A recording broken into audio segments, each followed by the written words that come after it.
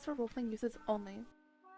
I'm showing you a day in my life as a writer and co-owner of To Keirstin Academy. So my day consists of, first of all, getting up extremely early, around 5, preparing for the students to come in. They normally come in at 10 from the apartments that they stay in, or I guess dorms. But yeah, I'm gonna go ahead and show you around. So just follow me. My day often starts with, obviously, checking on all the horses and bringing them in.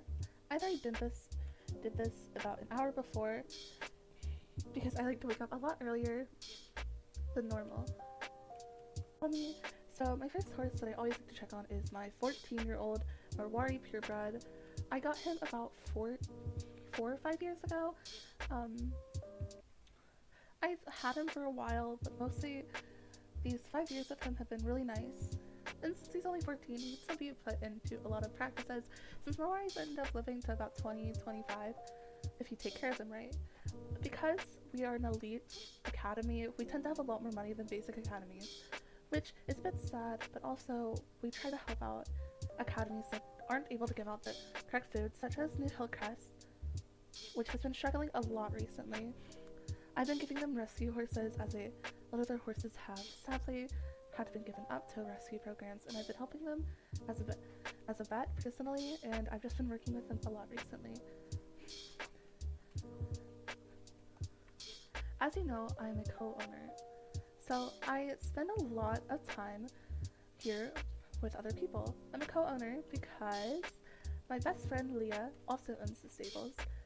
Her father is the main owner, but he's never here, so it's mainly just us. Moving on, this is my horse Keiki.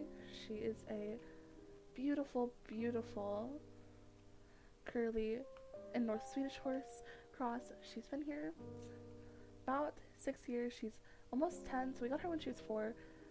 She's very sweet. She's actually been stabled here for a while because she's actually pregnant. She'll be bursting in about a month or so, which is a little exciting. I can't wait to see the new foal, and excuse her nostril in the camera, my. So come follow me.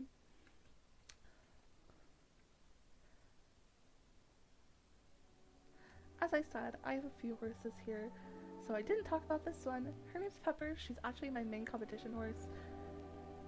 She's been here for me the longest time. She's 10, and I've had her since she was a foal. I just absolutely adore this horse. If you really want a companion, get an English Thoroughbred. I've always had such amazing types. They're so sweet. She needs a trim in her mane, and I'll probably give it to her in a few days or so. I'll have the groomer come down and groom her up and get her all pretty. So now we're going to talk about the lovely tack room and feeding room here at Keirstin Stables. So this is our elite academy stable right here. So not a lot of tack is in here besides a few. Plus a lot of our writers are actually already out, even though it's already 7 a.m. Normally for their classes start about 10 and end at 3. So they have a lot of time to get schoolwork done. They can also take breaks in the middle, just whatever they're ready for. So let's go ahead and head to the feed room. So now we are in the feed room. The feed room is really important to our horses since it holds pretty expensive food for old and young horses here at Keirstin Academy. We have a lot of horses, so it comes with a lot of feed, vitamins, supplements, anything to really keep them healthy. We also have a lot of grooming tack and just grooming materials in general, as well as hay for their stalls and hay for their hay nets. So yeah. Now come on and follow me into the outdoors. So now that we're outside, I'm going to go ahead and show you all around. So behind me is, of course, the main barn, and also the place where all the classrooms are. The reason why it's there and not anywhere else is so the students have closer connection to horses during their time here. Now, another thing about this program is that we offer regular like school classes. So we have a lesson barn over there by the arena. There's my house over there. And the child's arena is right down there. So now if we follow through here, I can't legally show you the actual students' quarter area and like where the students learn, but I can just explain to you what it's like because the students are testing at the moment. Then we have the workers area, which is where the little bed sign is.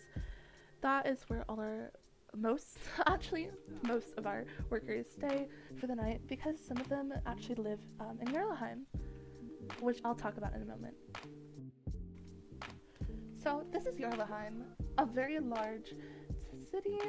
I don't really know how to explain it. This is where a lot of our students stay in the dorms.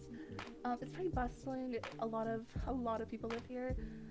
We actually have a special place for our dorms where our students stay, which is around here. A lot of the time they stay up on upper floors of like places people shop.